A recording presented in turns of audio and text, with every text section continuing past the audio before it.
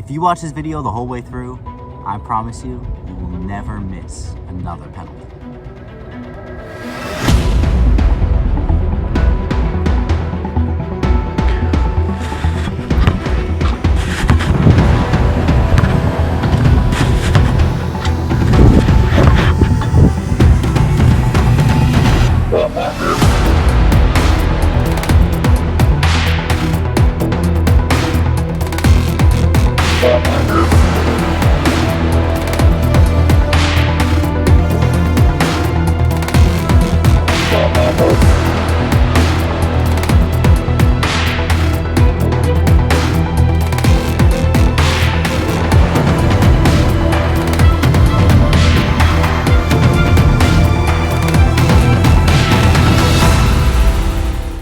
I'm going to start by telling you the story of two penalties that I took. One that I should have taken, and one penalty that never even existed, except for in my mind. The first penalty that I ever took, I took right here on this field. On this goal, actually. Well, they've probably gotten new goals since I played here. That was, almost 20 years ago. But it was right here on this field. I was playing for my town team, and I took a shot, and the ball hit a defender in the arm. And because it was my shot, that's probably why the ball ended up in my hands to take the penalty. I was so nervous. I remember there was a little hole in the ground right where the penalty spot should have been, and I actually put the ball in the hole, so it was like almost in the ground a little bit. And the referee looked at me a little bit funny and said, you can put it to the side of that hole, right? So I took it out and put it to the side, but only after he said that to me. If he hadn't said that, I probably would have kicked the ball from inside the hole. I stood back, my legs feeling like jelly, and waited for the whistle. As soon as it sounded, I raced forward to take the kick, wanting to just get this over with. I didn't pick a spot. I could barely walk forward and kick the ball, let alone think. But I kicked the ball, and it soared through the air right into the goalkeeper's arms, where he was standing right in the middle of the goal. And my team lost that game. And because of that loss, we finished second to that team that we had lost to. Now, I don't even know if we would have gotten medals or trophy or anything. This was U11. But I still felt so horrible after that game, after I cost my team first place. I'm sure that you could go round up my teammates from that team now, and none of them would remember that season, let alone that game or my penalty miss. But I think about it every day, and here I am talking about it 20 years later. So maybe my history of taking penalties that I'm going to talk to you about now does make sense.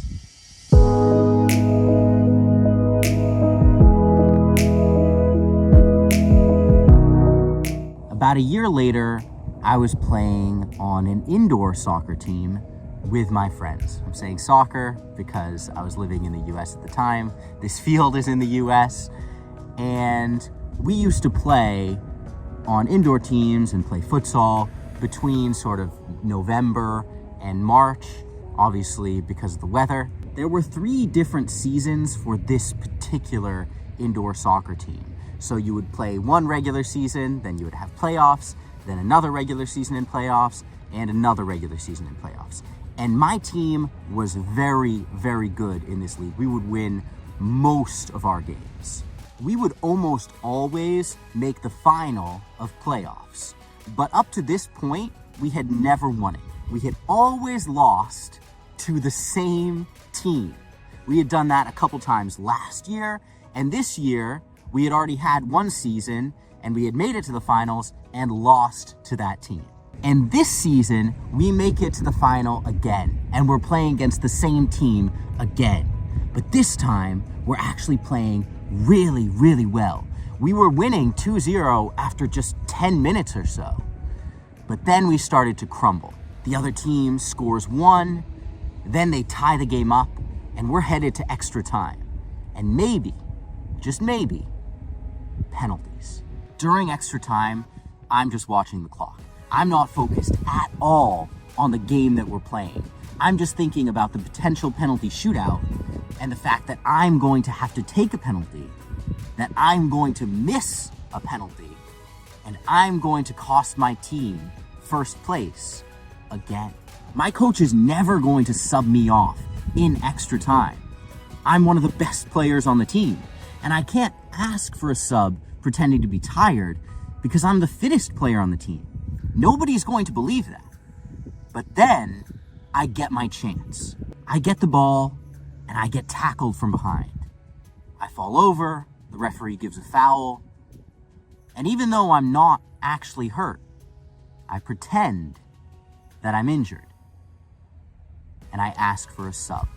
I take myself out of the game and my team loses on penalties without scoring a single one. I felt so horrible after that game. And the worst part was people telling me that it wasn't my fault, that I had played a great game, and it was just a shame that I had gotten injured and hadn't been able to finish the game and take a penalty. I never told anyone what had actually happened. I took a couple penalties in the years that followed, and I actually didn't miss another penalty for a while. But I wasn't taking penalties that actually mattered. I wasn't taking them in close games or in important moments. I remember taking a penalty that capped off a 5-0 win and being proud of myself when I scored it, as if there had been any pressure on me. I even took and scored a penalty in a shootout for the first time. But when I took my penalty, 2 of my teammates had already missed theirs, and we were very unlikely to go on to win that shootout. I didn't feel any pressure while I was taking that penalty because there wasn't really any pressure. I could have missed and things wouldn't have really changed. But I knew, even as I took that penalty and scored, that if I had been taking a deciding penalty, I would have missed.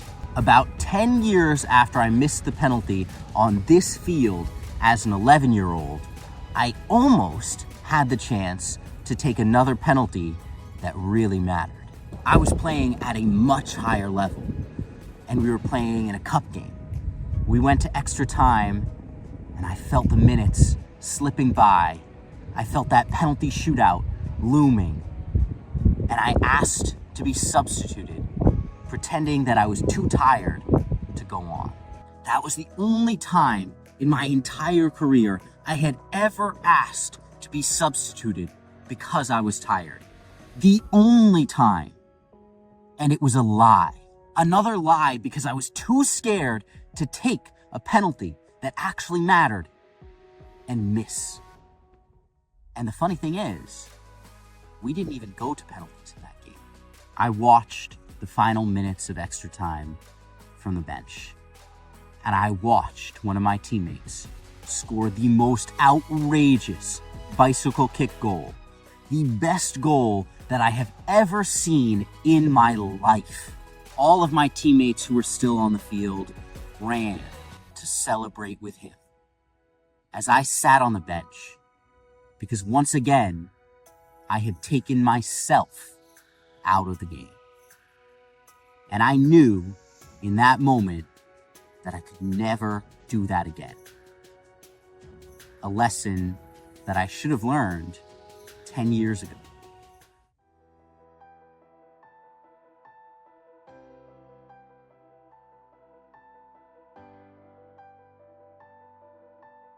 And here I was, another year later, playing in another cup game that ended 0-0. Extra time, 0-0. My coach gathered us all together and asked that all-important question: who wants to take a penalty? My hand was the first one into the air. My voice was the first one to say, me. I wanted to take a penalty. That miss when I was 11, that fake injury when I was 12.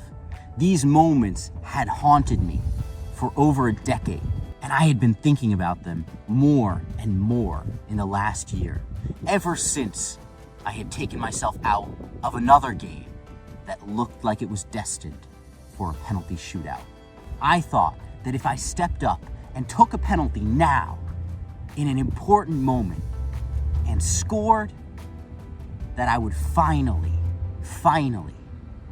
be free from my demons. But I put the ball down on the spot and stepped away, and all of a sudden, I was 11 years old again. My legs felt like jelly. My hands were shaking. The goal was getting smaller and smaller. The goalkeeper was getting bigger and bigger. Honestly, it was a miracle that I was even able to run up and kick the ball. But I missed. Of course I missed. Feet wide. The goalkeeper didn't even celebrate. He just looked at me, confused. I turned around and looked at my teammates. I saw the pity in their eyes, and I wanted the earth to open up and swallow me. It was the worst moment of my life. But I'm actually glad that I missed that penalty. Within a week, I would play the best game of my life, and I would go on to have the best season of my life. And since that day, I have not missed another penalty. How did this happen? Missing that penalty woke me up. I knew that I hadn't just gotten unlucky. I had a problem that I had had for over 10 years and never dealt with. I couldn't handle pressure. That was true for taking important penalties, but it was also true in other areas of football or soccer. For example, I was always a great player in training for any team that I played for, and I played for some great teams, but I always performed considerably worse in actual games. There's obviously a lot more pressure in games than there is in training, and I had always struggled to deal with that pressure. It had been an issue that plagued me throughout my entire career, but it wasn't until I missed that penalty that I finally did something to deal with it. Actually, I did two things. The first thing that I did was the day after I missed that penalty, I went to see a professor at my university who taught a course on sports psychology. I was doing my undergrad at the time, and I wasn't actually in any of his classes, but he had done a guest lecture for a class that I was in, so I knew who he was and what he did. I went to see him during his office hours, and I told him about the problem I was having, and he changed my life. For the first time in my life, I had someone who wasn't just shouting at me to play with confidence. I had someone who was giving me real strategies that would help me play with confidence. And we're gonna talk about some of those strategies right now. There are two parts to dealing with pressure. The second is dealing with it. The first is being prepared to deal with it.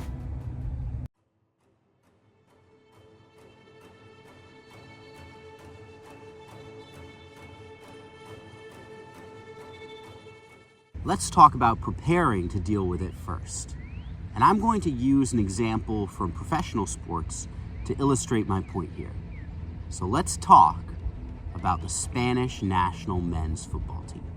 No, not the dominant team of Euro 2008, the 2010 World Cup, and the Euros again in 2012. I'm talking about the aftermath of that extraordinary success.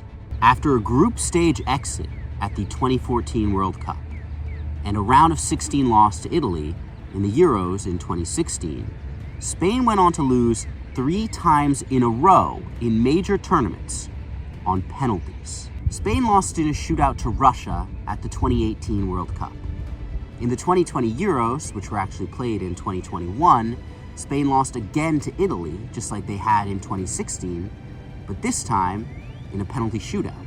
And finally, they were dumped out of the 2022 World Cup by Morocco after failing to score not just in 90 minutes, not just in 120 minutes, but also in a penalty shootout. 3 penalties, 2 saves for Moroccan goalkeeper Bono, and 1 shot that crashed against the post from Pablo Sarabia. But let's take a step back for a minute. You would think that going into the 2022 World Cup, Spain would have done anything possible to make sure they didn't lose on penalties for the 3rd time in a row at a major tournament, right? They did. Luis Enrique, who coached Spain at the 2020 Euros and then the 2022 World Cup, publicly stated that every player in his squad would be required to take 1,000 penalties in training. That's a lot of penalties. And it sounds like a great idea, right? Practice the thing that's cost you in the past over and over and over and over and over and over again. Practice makes perfect, right? But here's the thing. Spain lost. So why did they lose? Because practice doesn't make perfect. Perfect practice makes perfect. Taking 1,000 penalties in training teaches you how to take penalties in training. It doesn't teach you how to take a penalty in a World Cup match, in a World Cup shootout, in front of tens of thousands of people, with quite literally the eyes of the world upon you. I talked earlier about how I was always a great player in training, but I could never translate those performances into games. And that was an incredibly frustrating experience for me. But it's not a unique experience. I'm sure you've experienced something similar, where there's something you can do really, really well. But when you try to do it in front of other people, or when it really matters, all of a sudden, you can't do it anymore. It's a completely normal human thing to let the pressure get to you, to perform worse when people are watching, or when it really matters.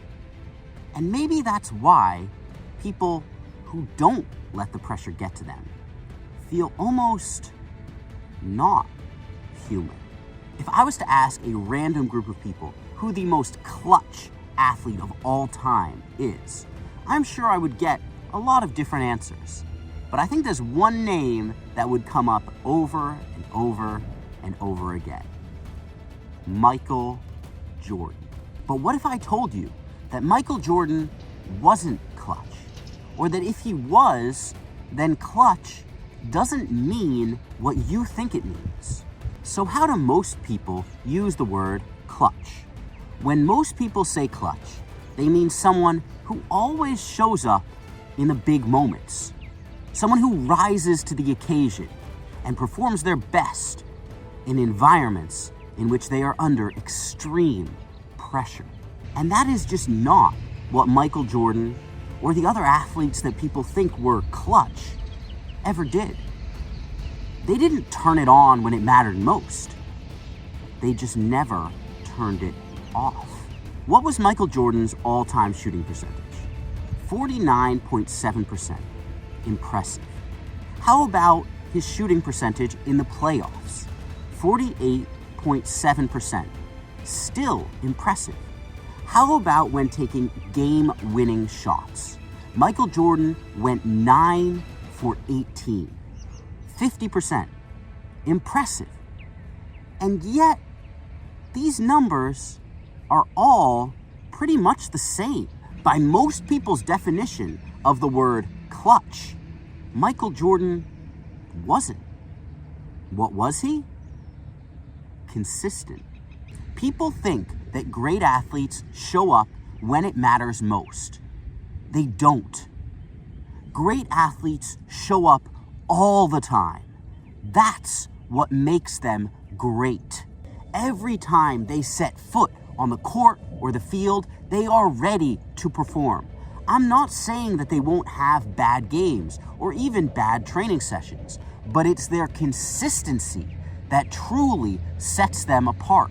Michael Jordan's shot percentage when taking game-winning shots wasn't better than his average. Michael Jordan was consistent, not clutch. He was so consistent that he played as hard and probably as well in his training sessions as he did in his games. But don't take my word for it. Listen to the man himself. Here's a quote from Michael Jordan. Most people didn't believe me when I told them I practiced harder than I played. But that was true. That's where my comfort zone was created. By game time, all I had to do was react to what my body was already accustomed to doing. We'll come back to that idea of training in a way that makes you feel more comfortable going into games, but I want to talk about great athletes a little bit more first, because most great athletes are like Michael Jordan. They might not be as great as him, but what made them great was their consistency. They might play well in important games, just like they play well in most games. I'm not saying they won't have a historic performance in a final or the most important match of their career, but that performance is historic mostly because of the importance of the game, not because of the actual performance. Cristiano Ronaldo did put in a historic performance in the quarterfinals, semifinals, and final of the 2017 Champions League, scoring 10 times in just 5 games. But how often did Cristiano Ronaldo average 2 goals a game for a stretch of games? He did that all the time. He finished that season averaging more than a goal a game. I'm not saying that he didn't play exceptionally well in those 5 games, but he's played exceptionally well in a lot of games, not just in the knockout rounds of the Champions League. He's scored 67 times in 85 games in the knockout rounds of the Champions League. Looking at his career, that's probably about what you'd expect. Just like Michael Jordan, Cristiano Ronaldo is consistent, not clutch. If great players look better in more important games, that's probably because most athletes, even professional athletes, underperform in more important games. And the greats just look better by comparison. Great athletes don't rise above. They reach within themselves and manage to maintain their consistent standards, even under immense pressure. When I've pointed this out, a lot of people get defensive, as if I'm trying to diminish the accomplishments of these great athletes in some way. But this doesn't diminish their accomplishments. It makes me respect them even more. Most people see Michael Jordan or Cristiano Ronaldo doing things that no one else can do in just a few games, by sinking shots or scoring goal after goal. I see them doing what no one else can do by maintaining their standards, game in and game out, no matter what. But how do you do this? That's the real question, isn't it? You train yourself to handle the pressure by exposing yourself to pressure. A long time ago, I had this teammate who was the most annoying teammate I ever played with. He used to get on everyone's nerves. In every single training session, he was complaining about something. He wanted things to be perfect. And of course, they never were. He would point out other players' mistakes as if he were a coach, and he was constantly calling players out for not working as hard as he thought they should. He started screaming at a player once. It definitely wasn't me. Just because they wore the wrong training uniform. On game day, he was the most positive guy you could possibly imagine. I never heard him criticize anyone before, during, or after a match. In fact, he would constantly hype all of us up. This player was about 10 years older than me. I was 17 at the time, and he was in his mid to late 20s. But we grew pretty close. He was a phenomenal player who had played at some much higher levels and was making a decent living playing football, which was what I hoped to do. So I looked up to him. We used to stay after training to work together. He was an attacking player, and at that time I played mostly as a fullback, so we did a lot of 1v1s. He would usually start with the ball, and he would usually go past me. After we'd been doing these extra training sessions together for a while, I decided to ask him the question that I had wanted to ask him for months. Thanasi, why do you act so differently on game day than you do in training? And he said something to me that I will never forget. I go out of my way to frustrate you, the rest of the team, even the coach in training. Because the more frustrated you are in training, the less frustrated you'll be in games. When does a good team prove they're a good team? When does a good player prove they're a good player? When does a good person prove that they're a good person? It's probably not when things are easy. Think of a good friend of yours. When did they prove that they were a good friend? Probably when something went wrong and you needed a friend. Think of your favorite athlete of all time. Did they become your favorite athlete when they were running rings around kids in high school? Or when they were playing at the top level and facing a real challenge? Think about your favorite moment in sports history. Was it when your favorite team won an easy game? Or when they battled and overcame adversity to be crowned champions? You won't accomplish anything great in sports or in life without getting frustrated along the way. It's how you handle yourself when you are frustrated that determines whether you will succeed or fail. And if you want to handle frustration well, then you need to experience frustration a lot. My teammate was trying to teach me something. He was trying to teach our whole team something, and he succeeded. We got promoted that season, and it was because of him. He was a great player, and he scored goals and gave assists, but it was less about that and more about how he toughened us up in training and helped us deal with our frustrations in games. We'll talk about handling frustrations on game day later. First, I want you to focus on getting frustrated. Because if you haven't guessed yet, that's what I want you to do. I want you to make yourself frustrated when you're training. More specifically, I want you to make yourself frustrated when you're training to take penalties. Because I guarantee you, you won't be relaxed when you're taking a penalty in a game. I want you to make yourself frustrated when you're training. More specifically, I want you to make yourself frustrated when you're training to take penalties. Because you won't be relaxed when you're taking a penalty in a game.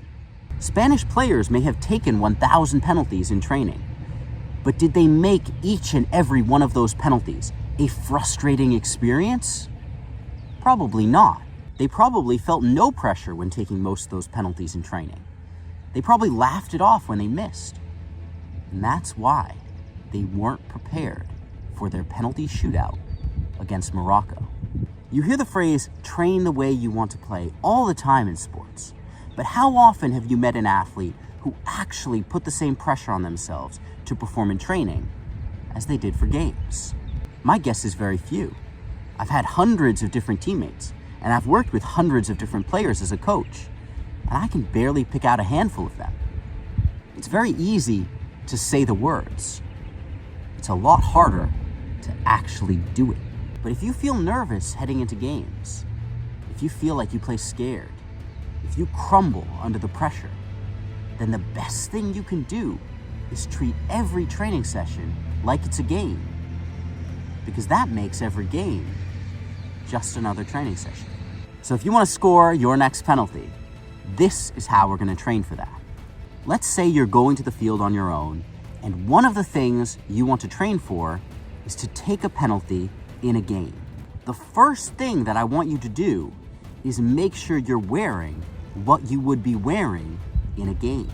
You don't have to wear the exact uniform, although that might help even more, but make sure you're wearing your boots, long socks, shin pads, shorts, not sweatpants, and some sort of jersey. Imagine taking a penalty when you're wearing sweatpants, no shin pads, and a big poofy coat. You're not going to feel like you're taking a penalty in a game at all. And that matters. You should also take your penalties at the start of the session after some sort of dynamic warm-up, rather than just tacking them on at the end of the session like most players do. When you do something at the end of a session, you're subconsciously telling yourself that it's not as important as everything else you did.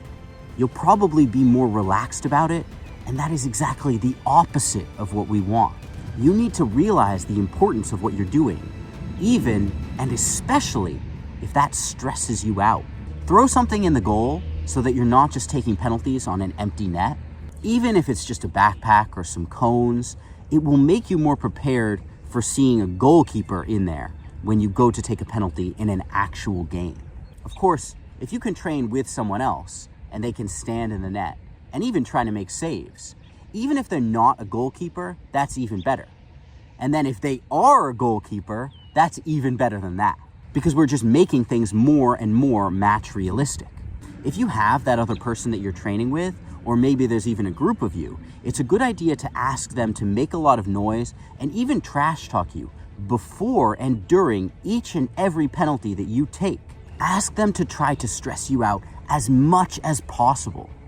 Make yourself deal with that in training, and you'll be more prepared to deal with it in games.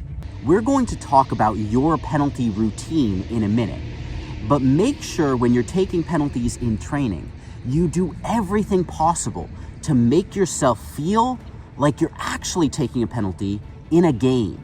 I usually close my eyes, take a deep breath, and try to hear the roar of the crowd. I imagine that I'm playing in a cup final, that if I miss, my team will lose. I make myself feel the pressure, and then I open my eyes and take the penalty.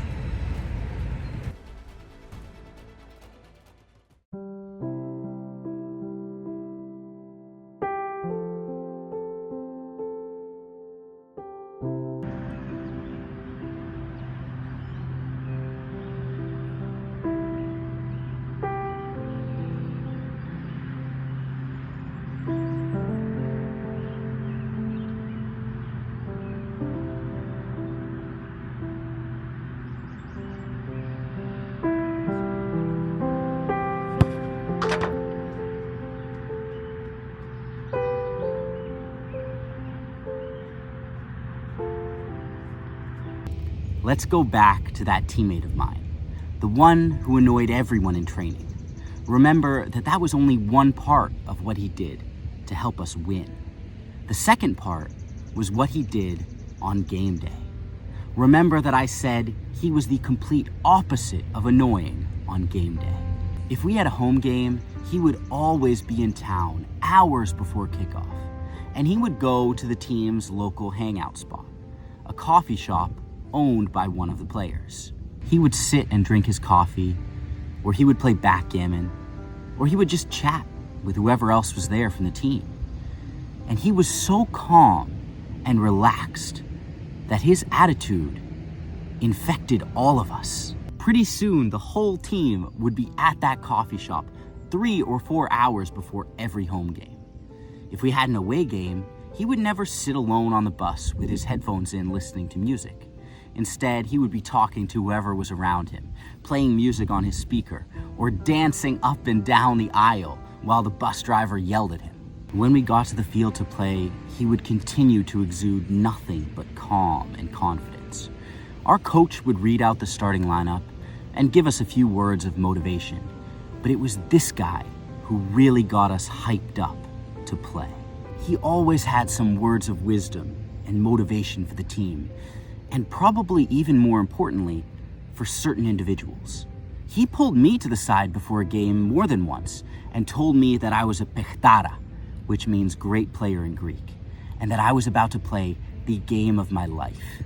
And that made me feel so special, even though I knew he had done that for everyone on the team at least once. In the game, he was relentlessly positive.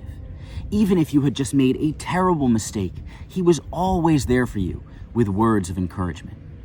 He had a way of making you feel like everything was going to be okay, even if you had just made a truly dreadful mistake or if the team had just conceded a goal. At halftime, it was even more encouragement, never negativity. He never even yelled at us after a game, even if we had lost or played badly. When that happened, we knew we were going to get an earful from him the next day at training, but I never heard him say a single negative thing to anyone on game day, not even a referee. Okay, he might have trash-talked some opponents or maybe some of their fans, but that was it. We were a great team that year, but we would not have been a great team without this guy. I have never seen a player have such a profound effect upon a team, and the most important things he did had nothing to do with how he played. I say that despite the fact that he was our best player, and an incredible one at that. It wasn't a coincidence that we made so many phenomenal comebacks that season. Thanasi prepared us for tough moments in training, and then he helped us deal with them in games. But you don't have a teammate like him, do you? As I said earlier, I've played with hundreds of different teammates, and there was only ever one Thanasi. So how do you do it? How do you do not only what he did for us in training, but also what he did for us in games, by yourself and for yourself? How do you calm yourself down in a moment of intense pressure? Like taking a penalty in a cup final, for example. Before every game, after that one in which I missed the decisive penalty, I have gone through a very similar pre-match routine. It's changed a little bit over the years, but it almost always looks like this. I listen to the same playlist of songs on my way to the game. When I get to the field, I listen to one more song, the same one every time. Then I switch off the music. I take some long, deep breaths to clear my mind, and then I imagine some of the greatest moments of my career. Then I open my eyes and I look at myself, either in my phone's camera or in the car's vanity mirror, and I say to myself out loud, I am an incredible player. Then, and only then, do I get out of the car. I get ready and go through warm-ups with my team, but right before the match is about to start, or right before I'm about to go onto the field, if I'm entering this game as a substitute, I grab a ball and I do just a couple freestyle tricks. Then I tell myself out loud, I am going to be the best player on the field today. And then I go play. The first time that I went through this pre-match routine was just 1 week after I missed that penalty in the cup final. And I gave an assist and scored the game winner in a top-of-the-table clash. As my celebration, I ran to the sideline and kissed my then-girlfriend, who is now my wife. It was the single greatest moment of my entire career, and one of the best moments of my life.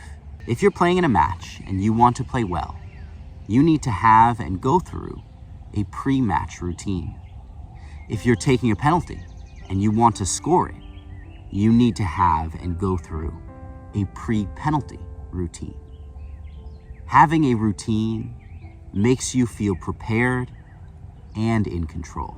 So what should your routine look like?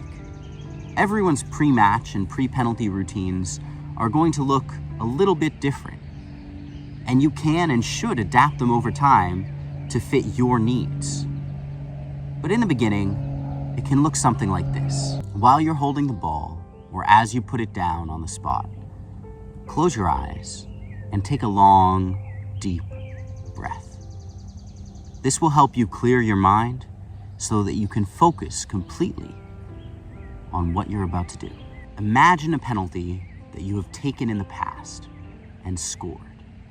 If you've never taken a penalty in a game before, imagine one from a training session.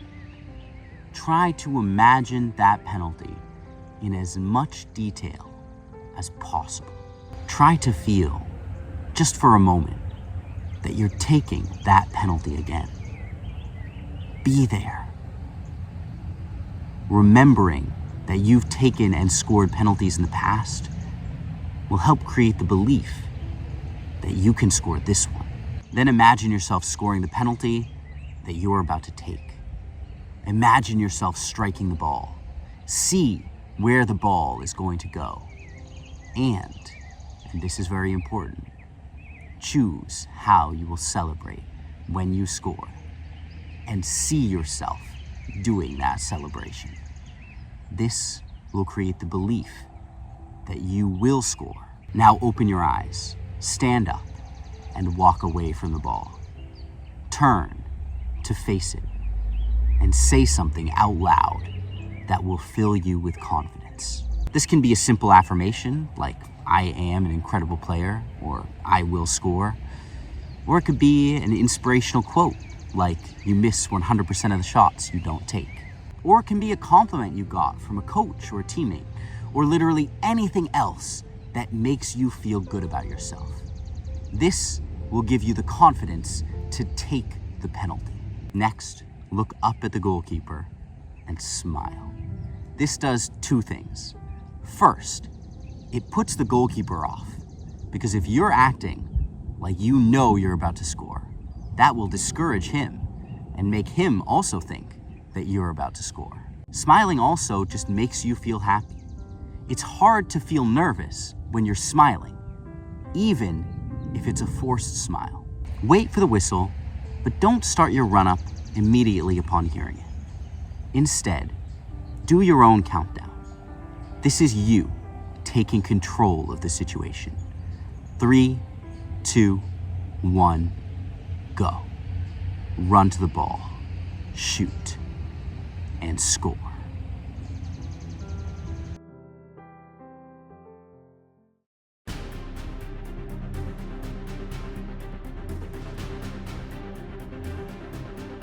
I want to apologize to you, because at the very beginning of this video, I lied to you. At the end of my first training session, after missing that penalty when I was 11, I went to talk to my coach and to apologize. And I broke down crying. More than a decade later, I walked into training and went to talk to my coach to apologize for missing a much more important penalty. But my coach didn't want to hear an apology. There's no need, Christo. The fact that you were willing to step up and take a penalty means a lot more than the fact that you missed. And then he said something to me that I should have already known, but that since that day, I have never forgotten. In order to give yourself the chance to succeed, you must first give yourself the chance to fail. Hopefully you've picked up by this point that this video isn't just about penalties. It's about moments of pressure in football and in life. How you can prepare for those moments, how you can handle yourself in those moments, and most importantly, that you cannot guarantee success, but you can guarantee failure. Because the only way to guarantee that you never miss a penalty is to never take one. The only way to guarantee that you never miss is to never shoot. The only way to guarantee that you never lose the ball is to never have it. The only way to guarantee that you never lose is to never play. The only way to guarantee that you never fail is to never try. And the only way to guarantee that you never die is to never live.